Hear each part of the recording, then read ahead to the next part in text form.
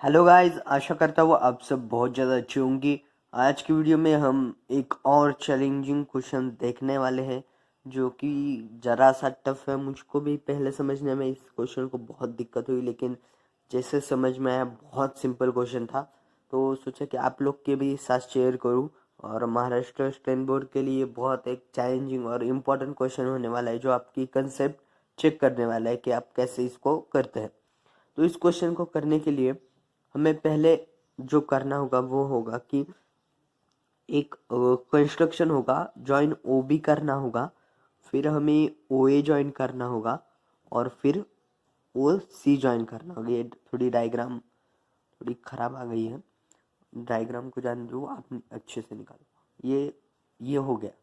उसके बाद हमें कंस्ट्रक्शन यहाँ पर हम लिख देते हैं, ड्रॉ ओ बी ओ ए और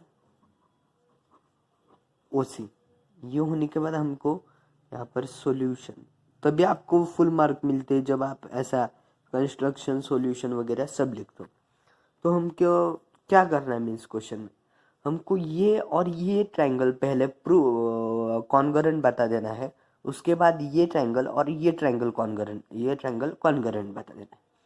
तो हमें क्वेश्चन में दिया गया है कि ओ ए जो है, ओ क्यू जो है वो है 7.2।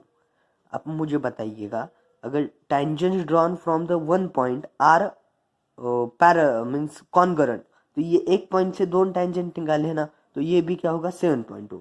हमें ये दिया है फाइव, ये सी है, ये फाइव दिया है। तो आप मुझे बताइए वैसे ही यहाँ पर भी क्या होगा, टेंजेंट सेकंड थ्योरम से ये फाइव है तो ये भी फाइव होगा।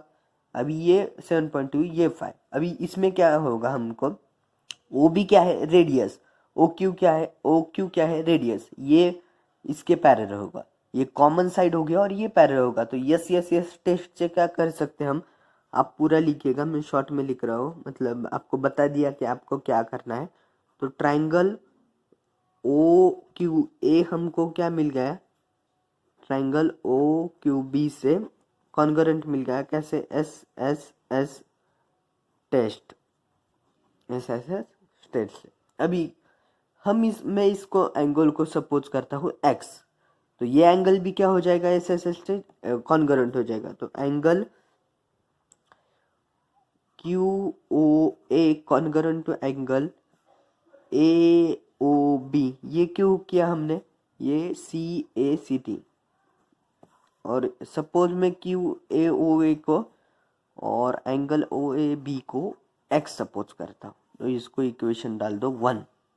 उसके बाद सिमिलरली ये कॉमन साइड, ये कॉन्गरेंट, ये रेडियस, तो ये भी एंगल क्या हो गया, ट्रायंगल क्या हो गया, ट्रायंगल ओ पी सी कॉन्गरेंट हो गया triangle O P C, O B C के साथ, ओ बी सी के साथ। ये भी क्या होगा, यस यस यस टेस्ट से, ये भी यही हो गया।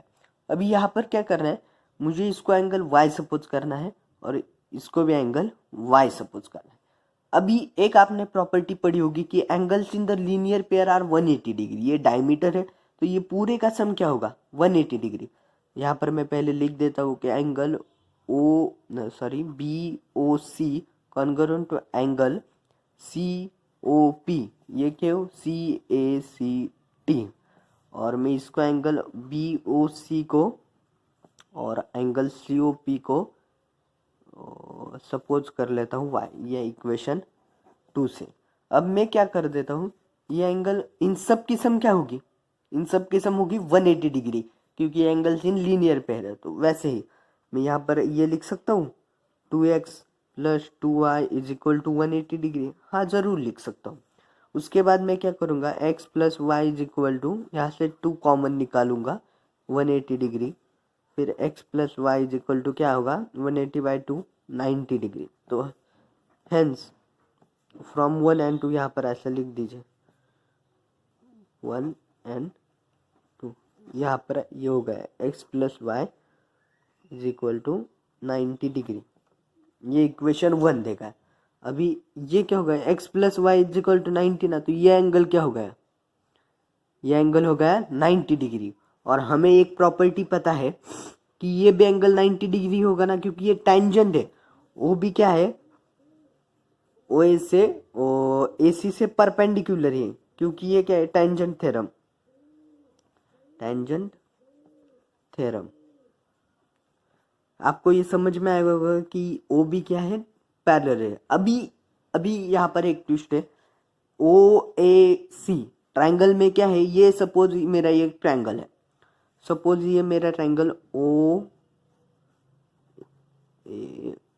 और C है, और इस ट्रायंगल में क्या किया है, इस हाइपोटेनस है ना, AC तो हाइपोटेनस है, तो उस पर एक परपेंडिकुलर डाला है B। ये सपोज ये ऐसे परपेंडिकुलर है और इसका नाम दे दिया B। अभी आपने एक थ्योरम पढ़ा है, ज्योमेट्रिक मीन थ्योरम, उस थ्योरम के अकॉर्डिंग क्या है, इसका सपोज ये है और ये x है और ये y है, तो इसके अकॉर्डिंग क्या है, A² is equal to x into Y. तो यही थ्योरम आपको यहाँ पर भी यूज करना है, बाय ज्योमेट्रिक मीन थ्योरम। ये हम लिख सकते हैं बाय ज्योमेट्रिक मीन।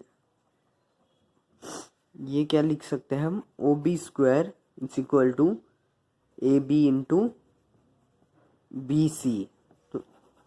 तो OB क्या दिया है हमको, OB फाइंड करना है, और OB क्या है, रेडियस है सर्कल की। अब देख सकते हैं इस सर्कल की रेडियस है OB, तो OB² is equal to AB into AC। अभी AB क्या है, AB है 7.2 और BC है 5, तो इसका मल्टीप्लाई 7.2 इंटू 5, तो 7.2 इंटू 5 क्या होगा, 36 होगा।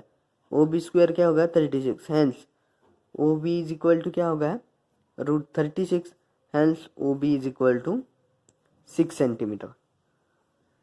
तो ये क्या होगा, radius of the circle is, यहाँ पर अब लिख लीजिए, radius of circle is 6 centimetre. आशा करते हो आपको समझ में आएगा। एक बार फिर से बता देते हैं, ये दोनों एंगल ट्रायंगल कॉन्ग्रुएंट होते हैं, इसके बाद ये दोनों एंगल कॉन्ग्रुएंट होते हैं। इन चारों किस्म क्या होती है, 180 डिग्री होते हैं। तो हमें एक इक्वेशन मिलती है x + y = 90 डिग्री। यही x + y = 90 डिग्री से हम ये 90 डिग्री का एंगल बना देते हैं। उसके बाद ये एंगल पे ये AC हाइपोटेनस होती है और OB ये परपेंडिकुलर है AC के साथ। वो क्यों, क्योंकि टेंजेंट थ्योरम के साथ अगर we draw line from the centre of the circle to the tangent that is perpendicular on the tangent, ये आपको पता होगा। तो OB क्या है, AC पे परपेंडिकुलर है। अब हमको एक और थ्योरम पता है, ज्योमेट्रिक मीन थ्योरम। वो क्या कहता है कि अगर आपने एंगल 90 डिग्री के एंगल से एक अगर हाइपोटेनस पर एक परपेंडिकुलर निकाली, तो वो OB का स्क्वायर AB इंटू BC का इक्वल होता है। तो वही हमने यूज किया, OB² is equal to AB into AC। AB और BC की वैल्यू दी गई थी 6, 7.2 और 5, वो हमने उसकी एडिशन मल्टीप्लीकेशन 36, OB का square is equal root is equal to 36, ये OB हो गया 6 centimetre. Hence therefore the radius OB is equal to 6 centimetre. आशा करता हूँ आपका वीडियो समझ में आएगा। Please like, share and subscribe for new challenging question. जय हिंद, जय भारत।